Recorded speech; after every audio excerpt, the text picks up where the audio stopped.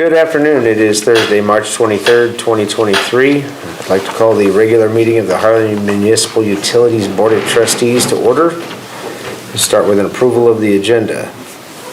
So moved. I'll second. Roll call. Sabre aye.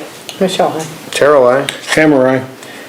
Okay, item 3 is the approval of the consent agenda. It includes the minutes of the March 9th board meeting, abstract of claims number 1232 in the amount of $1,024,315. Our upcoming board meetings will be April 13th, which is an electronic meeting, and April 27th, a regular board meeting, and also the publication of the 2022 wages.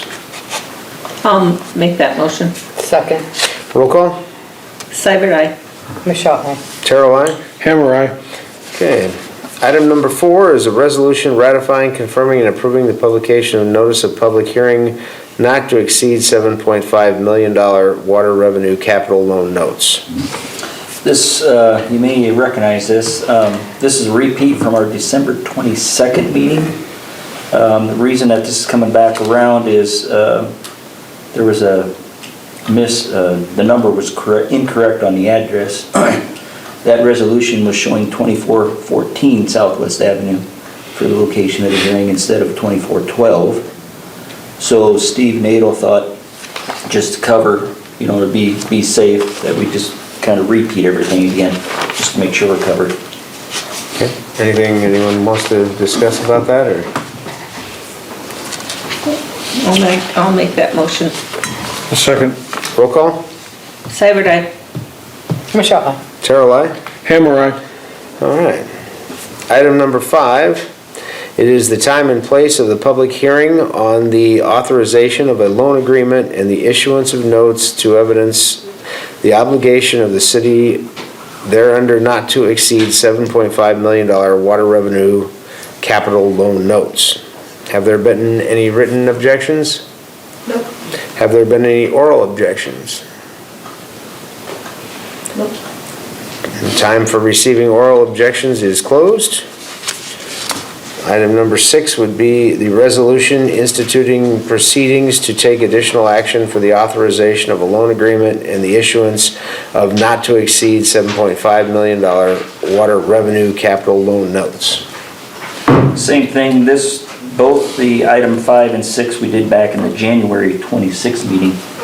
Both are a repeat again in reference to that address change, or correction, I should say.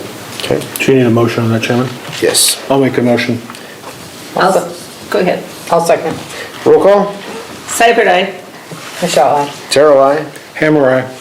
All right. Item number 7 is the resolution directing the acceptance of a proposal to purchase $5,364,000, amount subject to change, water revenue capital loan notes application project note series 2023. This item covers accepting a proposal from a lending institution to provide the interim financing during construction on our raw water project. Then once construction complete, the USDA will provide permanent financing and pay off the interim loan. We have John Burmeister here to speak as far as those proposals that we did receive. I think we received 4. So I was just going to let John kind of finish up with that then. All right, very good.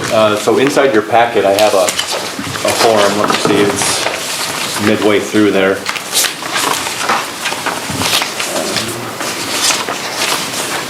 Yeah, it's the landscape copy right here with the tables in there. So as Joe indicated, we went out for proposals to provide you with a choice of who could provide you with the interim financing. When Joe was visiting with the USDA program, they said that the board really needs to pick your lender. We had acceptance letters, but they wanted us to have the board approve somebody that you're actually going to work with. So we solicited proposals from various organizations. You can see here we ended up getting 4 proposals. There's various boxes here. We ended up getting a proposal from CoBank. They're out of Denver, Colorado. They work for the USDA program all over the United States, so they're a lender that works with them closely in every state in the United States. We ended up getting a proposal from Shelby County State, Mid-States Farmer Saving and Trust Bank. They joined forces to provide you with a proposal that they provided here. And then United Bank of Iowa provided their own separate standalone proposal. I've got 2 boxes because they gave you a couple different choices on which interest rate index that you wanted to use. So I ran it both ways to try and figure out what would be the best index if you wanted to try and use that proposal. And then last but not least is an outfit, Rural Water Financing Agency. They're out of Kentucky, and they're trying to expand across the United States to provide interim financing. And in fact, they're funding the City of Clarion project. So they're fairly new to Iowa. They do have one project that they're getting worked on. So my goal here was to provide you with all kinds of opportunities or options and then let you guys make the choice. So just as you go through these proposals, you can see CoBank, they propose an interest rate based off SOFR. For those of you who are familiar, that's the old kind of LIBOR rate that is going away. SOFR is now the federal rate. It's a short-term borrowing rate, and it's called the Secure Overnight Financing Rate. The important thing to note about that, it's variable, so it resets as the interest rates change over time. And then and that's a federal U.S. government borrowing rate, and so they added 0.75% or 75 basis points to that. And so one of the challenges with an interest rate index that's variable is it changes. So I added here 25 basis points because as we expected, the Federal Reserve did increase interest rates again 25 basis points. I think it was yesterday. And so as that rate goes higher, this variable rate goes up higher as well. So based on the current rate, plus I added a little cushion, you can see their variable rate was a 5.55%. And then down here, you can see where it says estimated interest cost. I tried to estimate the interest cost in this over the life of as you borrow this money. This will be a loan, and then you'll draw it as you need it.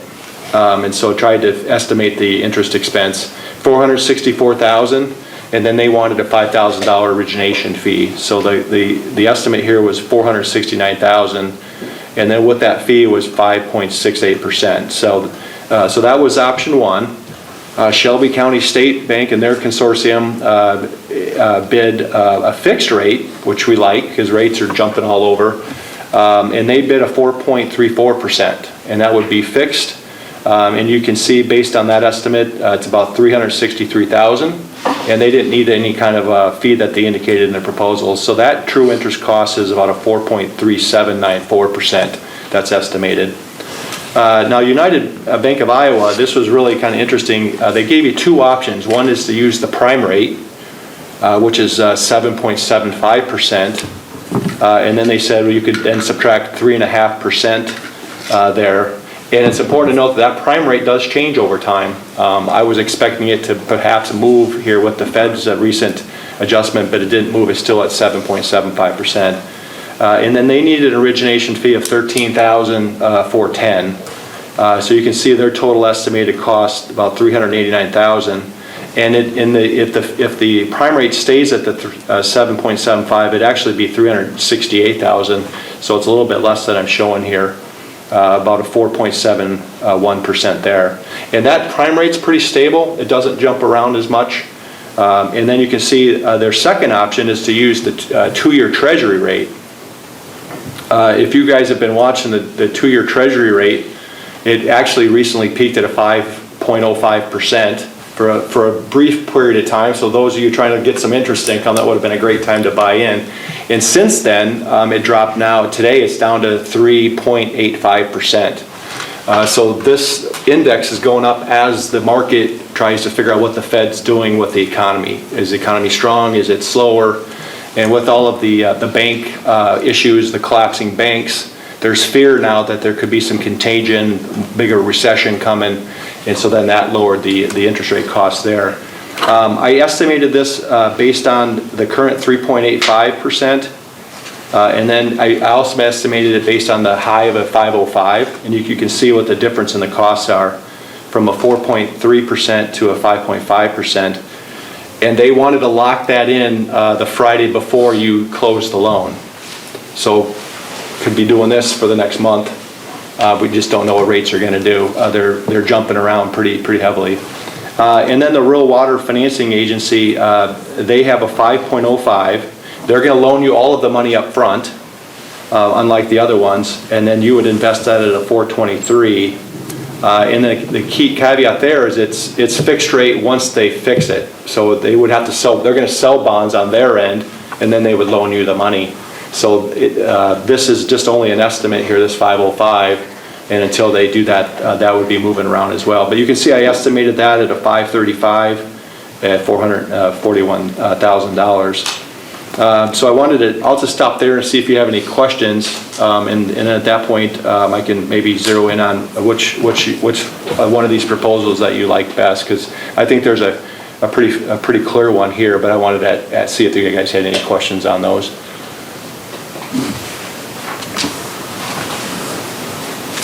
Hearing none, you can see I like this fixed rate proposal. Lock that rate in. Rates are set. You know what you're going to be paying. The 2-year Treasury rate is attractive, but that's jumping around from a 3.85 to a 5.05. Who knows what that's going to be a month from now? So that one's a little. And then with this Rural Water Agency, it's 5.05 estimated today, but that could be different next month or 2 weeks from now. And then the SOFR rate is variable, and so that changes throughout the loan. So it'll be going up and down as the loan for the next year and a half as well.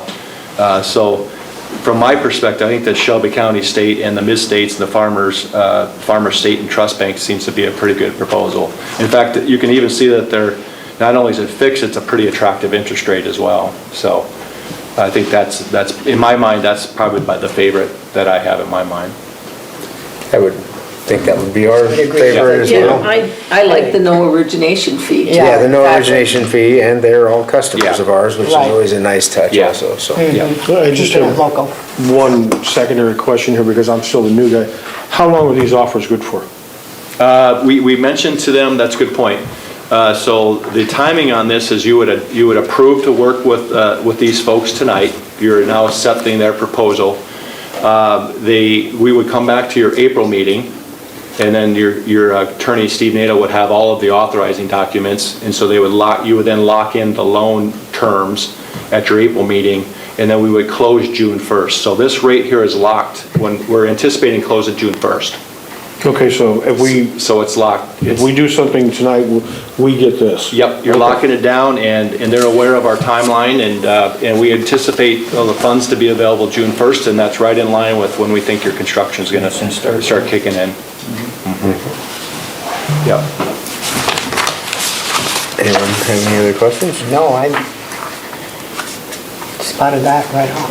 Yeah, so once again, and this has been over the years, the last 20 years, you've strong financial institutions in the community is really coming through once again. This has been a strength of your community for a long time. I work with other communities, they just don't have this type of strength in their financing institutions. So then we have to go to the co-bank or the rural water.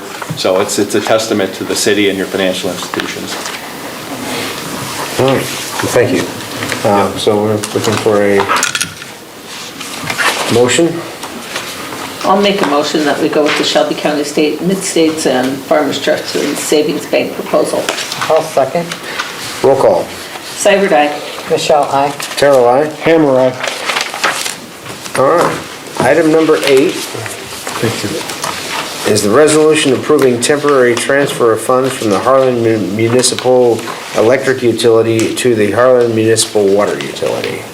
And I think we touched on this maybe last month a little, or mentioned it, in order to prevent additional costs of Build America, Buy America guidance on the water project, we're proposing to fund additional costs of the project over the USD amount of that $5,364,000.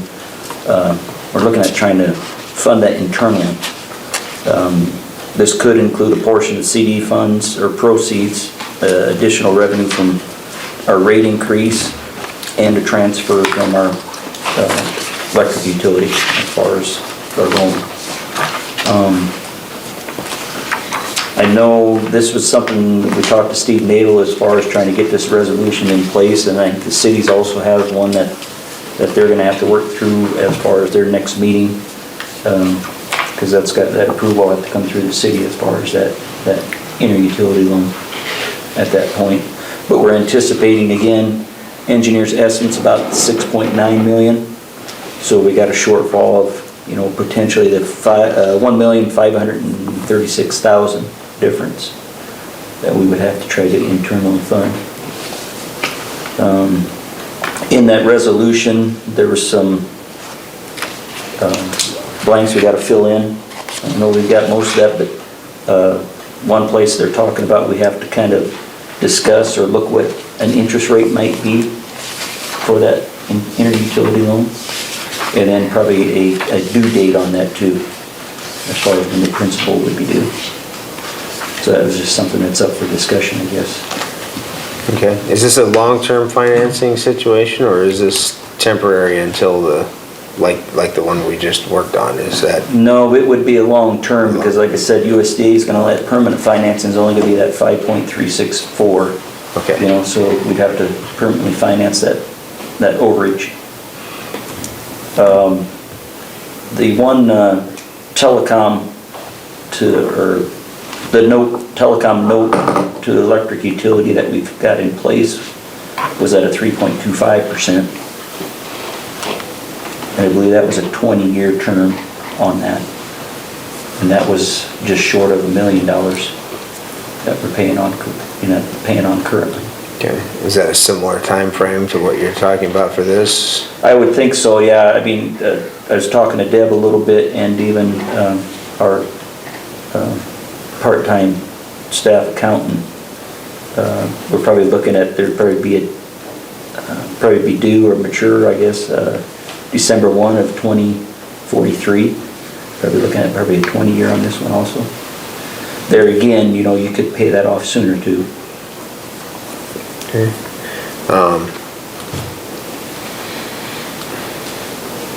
Any idea where the 3.25% on the current loan came from? Was it tied in any way to the market, or was it just?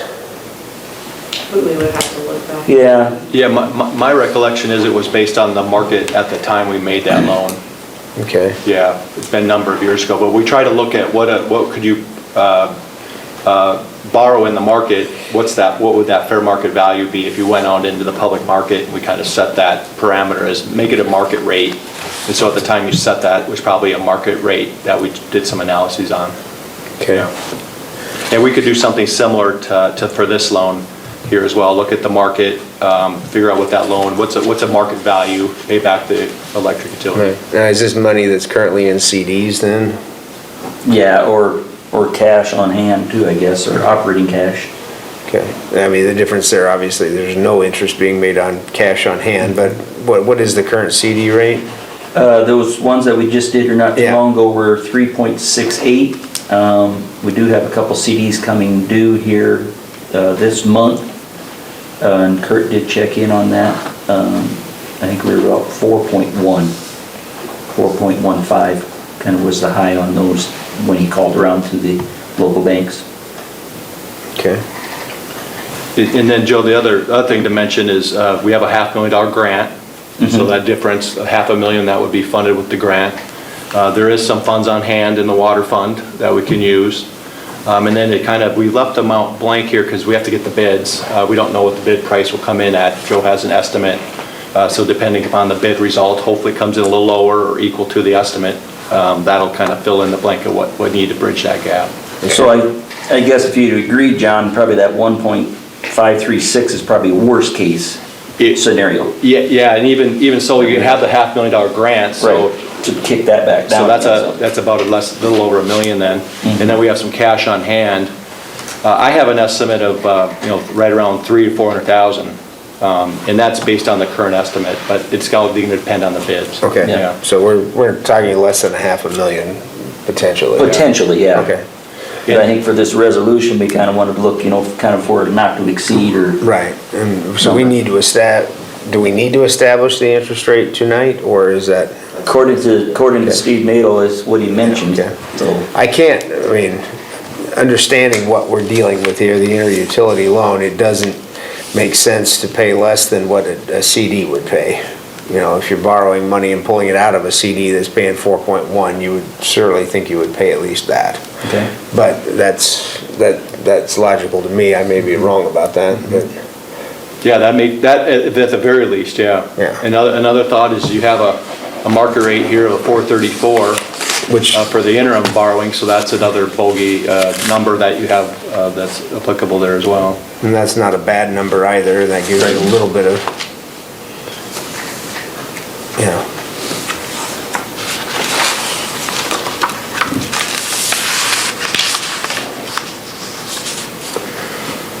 Yeah, I guess if that's what we're borrowing money for, is the 4.34, then we might as well loan our own money at Yeah, 4.34. that makes, And then the other thing that we've been talking with maybe Joe might have mentioned this from the engineers, they're talking if we have to meet the Build America criteria, that could be another 10 to 25% on top of the estimate that you have. So that could be $500,000 to another $1 million of cost. So that's why we did everything we could to get away from that, because the last thing we want to do is drive up your cost another $1 million by meeting those criteria. So that's kind of why we tried to look at a creative way to get rid of that additional burden. Right, stay away from going back. And the trigger is, if we would go back for this overage, Yep.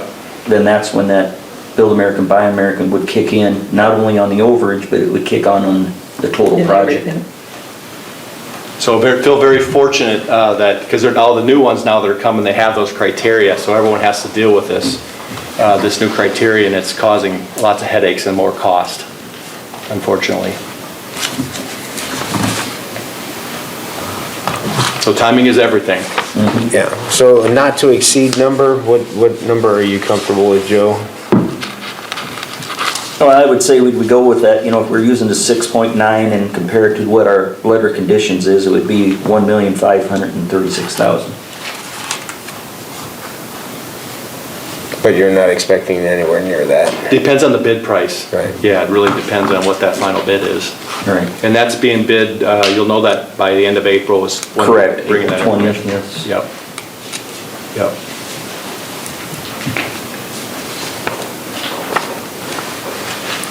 And do you think the 4.34% is a good number to look at for the percentage? Yeah, I like the idea of going a little higher than the CD, because there's no reason to earn less than what you can get in the local banks, so maybe look at what their investment rates are, and then, yeah, this is indicative of a 2-year rate here at a 4.34, so that could be another interest rate, so you could certainly choose that rate as well. It seems reasonable to I me. was gonna say, does that seem okay to you? Yeah, absolutely. Okay. Okay. So, So we're gonna put 1.5 million, 536 million at a 4.34% with due on December 1 of 2043. Yeah. Okay. so need a proposal for, or a Do we motion have for a this? motion to approve that resolution with those rates listed? I'll make the motion. I'll second it. Roll call? Seibert, aye. Michelle, aye. Terrell, aye? Hammer, aye. All right. Thank you again for your help. You bet. Okay, item number 9 is a resolution ordering construction of the raw water system improvement, section 1, the raw water mains and electrical fiber conduit, and section 2 is the well drilling, section 3 is site work, well houses, equipment, miscellaneous well connections, and section 4 is the electrical and fiber wiring and fixing a date for hearing thereon or taking bids thereafter, or therefore. Yeah, we've been working with McClure Engineering, kind of going back through the plans, getting them to a point where it's ready to bid. We worked out the schedule as far as the bidding and coordinate that with John as far as, the interim loan, so forth. We're looking at a bid date of April 20th, hearing date April 27th, and then we'd also approve the construction contract. Well, on the April 27th, we would have the hearing and then award the bid at that point. We would have probably everything tabulated, so you guys could review the bids, and then send out for a contract and have that contract back for approval by your May 11th meeting. And then that way then, if everything goes good May 11th with that contractor would be able to start May 12th. And we're looking at a completion date of September 30 of 2024 on the project.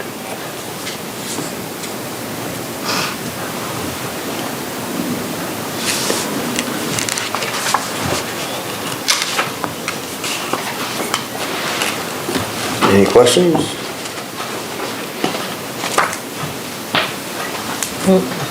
Just looking for a, Motion to approve the resolution? yep, I'll make that motion. I'll second. roll call. Seibert, aye. Michelle, aye. Terrell, aye. Hammer, aye. All right, item number 10 is the Iowa Association of Municipal Utilities annual dues in the amount of $17,633. This is our membership dues, provide HMU with access to compliance and training at a reduced cost through the IMU. How does that number compare to prior year? Any idea? It's went up, but I did not look it up to see how it compared. Okay. And that covers the entire utility, all 4 departments. Correct. Yeah. I'll make that motion. No, yeah, I'll second. It looks like it's 5% on that letter Okay, that talks about the summary, 5% increase. all right, so your second. Yeah, I second that. Roll call. Seibert, aye. Michelle, aye. Terrell, aye. Hammer, aye. And Alright. the motion that? No. Nella. Okay, thank you. SPP Attachment X. This is just, and like I said, I'm trying to learn more and more on the power side, but this is something we complete annually, Okay, you know, as far as the credit application form and then you'll see the risk management certification form. so we're authorizing you to sign. Yes.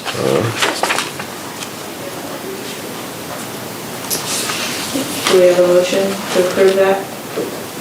Nella? I'll make that Second? motion. I'll make the motion on that one.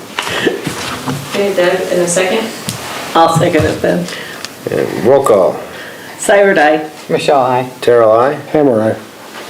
All right. Item number 12, the Calix Annual Support Agreement in the amount of $10,495 per year. This is the 24/7, 365 day support for the telecom equipment in the NOC. Also includes software updates.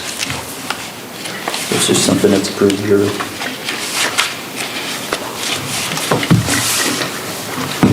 I guess anything to add, Jim? It's our essential support from our Calix provider. We renew it every year.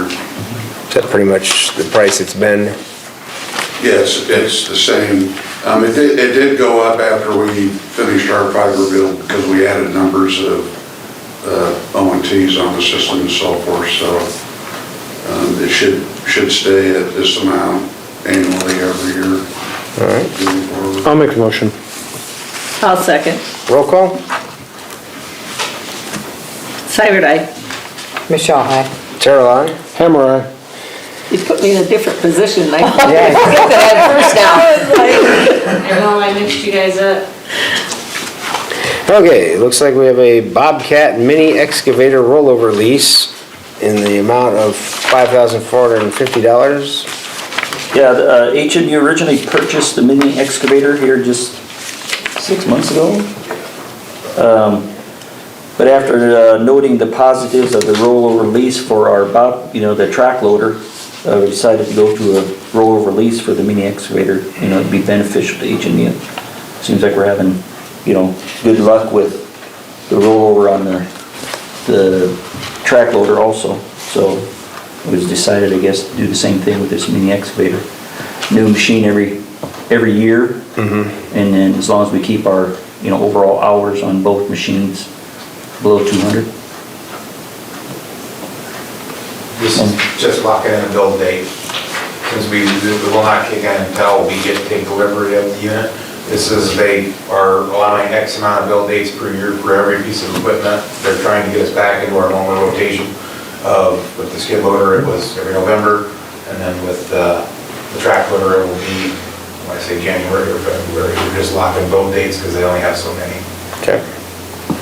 And so if they don't give it to you, like in November, and because of that you get more hours on it, We just You ran don't into pay. that this year. Okay. We went over 200 hours, but yeah, we didn't pay any If it extra. wasn't on our fault, it was on them, we don't pay that. okay, that's what I needed to know. Okay. I'll make a motion to approve that lease. I'll second. Roll call. Seibert, aye. Michelle, aye. Terrell, aye. Hammer, aye. And item 14 is the Bobcat track loader rollover. I'll make a motion to approve that also. Second. Roll call. Seibert, aye. Michelle, aye. Terrell, aye. Hammer, aye. All right, item 15, lawn care bids were received as follows. Chad's Lawn Care, $450 and $150 for 2 years. And MJ's. MJ's Lawn Care, $425 and $150 for 4 years. Yeah, and just an explanation on that, David, there, that first number is for kind of the entire facilities, I guess, is what I'm trying to say there. So like the 450 would be each time they would mow the entire facility. The 150 is for this empty lot we got behind the water plant there. So that's 150 each time. And that one's just once a month. Yeah, once a That's month, just or, once a yeah, month. as needed, or once a month at the most. Okay? And at this point, I guess, I mean, we would recommend the MJ Lawn Care at the 425 and the 150. I think we should go with Chad's. Are you looking at the term on that? No. Okay. There's a difference in the terms, and Yeah, and I think we kind of just left that up to them, didn't we? Yeah, we always ask them what the term is. Yeah, what so the they term pick is, the I mean, that way if they want to do it for a 2-year or 3-year. MJ's, I think, is busier than what he can handle. Okay. And I think adding something else to him, I think we'll be disappointed if we go with MJ's. Now, we do have the option, Jenny, I guess you can go. Yeah, we do have in the bid option that there is a 30-day notice and we can cancel the contract. Okay, With a 30-day notice if we're not happy with the services they're providing. okay. I've heard the same thing. typically, how long have the leases been? 4 years. They have been 4-year We've been terms? lucky that they've been 4, yes. Okay. The only reason, this one is actually being renewed, I think it was 2 years early because the gentleman that was doing it before decided not to continue. Okay, that was my next question, is who is the current? Western Iowa Landscapes, Zach Kaufman. Okay, thank you. Yeah, and he just kind of got out of the mowing business after They're this just last keeping some season. of their smaller clients. So we've not worked with either of these providers before? No.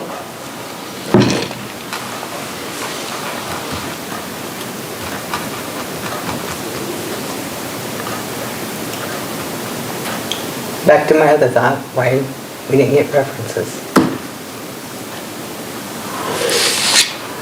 I guess, I don't think we typically had. No, I mean, normally when you get references, you're always gonna give your good clients that are gonna give you a good reference out to people. Were these, did we offer this up to other people that didn't respond, or was this? These are the only 2 that responded. Okay. And in the past, we've usually only had 2 or 3 that respond. These same 2 and then Kaufman.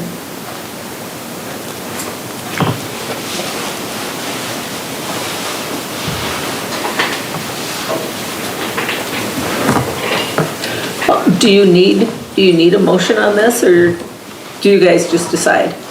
No, we always bring it to the board to decide since it's a contract. Okay. Do you want us to make a motion of who we want to go with? Well, yeah, I mean, normally that's, you guys would make the motion if of who you would like to choose. I would motion to choose Chad's lawn care. You made a motion for Chad? My line of thinking is on the term of the lease. I think I'd like to see that for 2 years as opposed to 4. So I'll second the motion for Chad's. That's what I was thinking, is the 2 year. Yeah.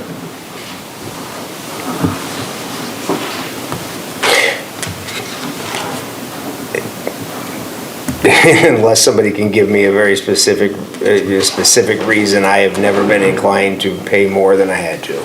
I'll be honest with you, it's our responsibility fiduciary to keep our price points low, and unless somebody can give me an absolute, this is why we should not use the low bidder, I will struggle with the concept of not awarding it to the low bidder. That has always been the concept of when we offer things out for bid, is the expectation is that if they say they can perform the service at the lowest price, then we would expect them to do that, and if they can't, then we would deal with it for cause of non-performance, but that's my opinion. So we do actually have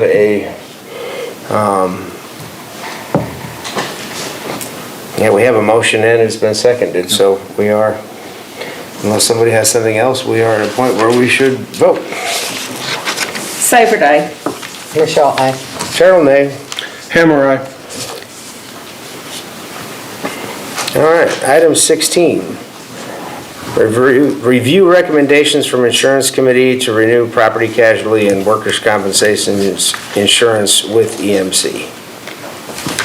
Yeah, we did have I don't know if you want to add anything, Michelle, or, Ours, they said we did really good on our workman's comp and everything.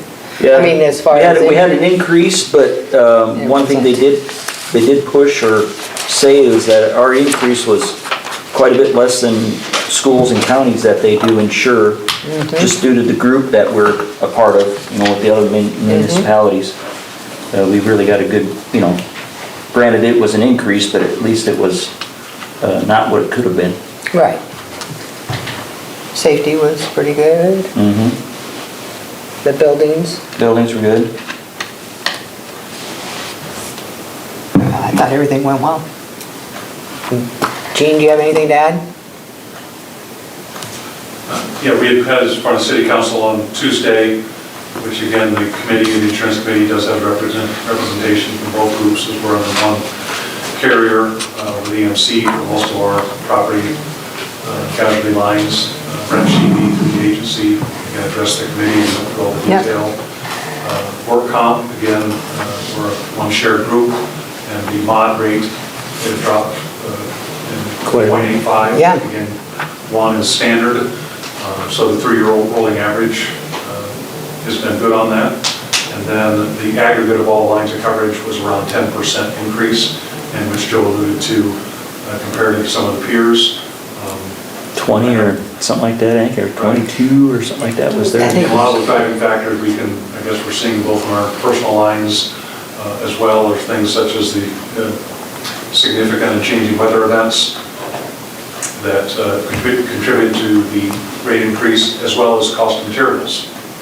So if you go to do replacement of structures or repairs that do damage, I think we all know that the cost of materials is much different over the past 3 to 4 years, which has been a driving factor in that cost as well. But we had originally budgeted, I think, in the 12 to 15% in our original budget numbers, and seeing this number coming at 10% with the overall aggregate with combined lines was good from the city budget side.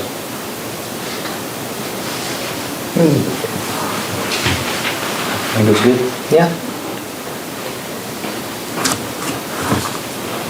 Okay, so we just need a motion to approve the renewal of both policies. I'll make that motion. I'll second. Roll call. Seibert, aye. Michelle, aye. Cheryl, aye. Hammer, aye. All right, Joe, you're up. Okay, a few items here. Trench drain in truck bay is complete, and I think it turned out great. I mean, I haven't seen any issues. Payment to Patriots Choice for the bid amount is in our abstract.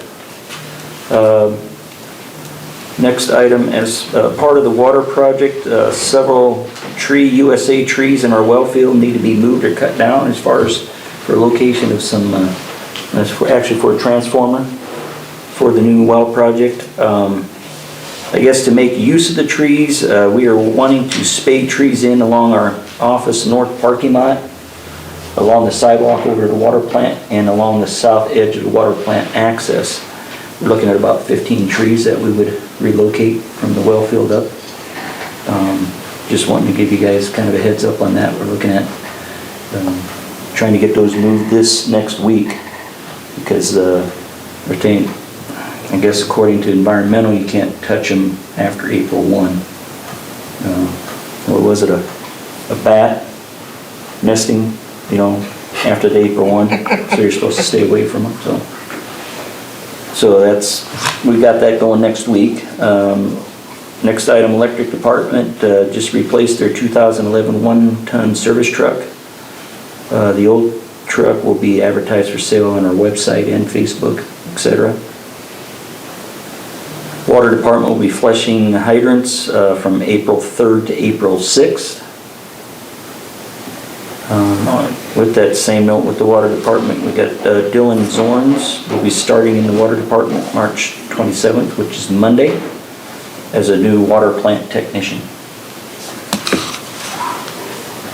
Matt Burney with the water department passed his grade 1 water treatment certification. Todd Hively in the gas or meter shop passed his welding certification here just this last week. March anniversaries, Dalton Fredericks, 1 year, Todd Hively, 1 year, Shannon Miller, 1 year, Jamie Petchy, 1 year, and Kenny Holloway, 30 years. And the last thing I have is our fractional staff accountant, fractional cashier started work March 6th, and I think both are progressing well. I mean, our hope is with like our staff accountant, maybe we'd have some, a report probably next month. He's kind of getting his training on the software and trying to figure out, maybe try to get some type of report together that we could have possibly at each meeting, just kind of showing how we're setting in each utility. So it gives us something to work off of, but I think that's all going well. And that's all I have. If you have any questions for me. No? Anything from anyone else? Okay, we're adjourned.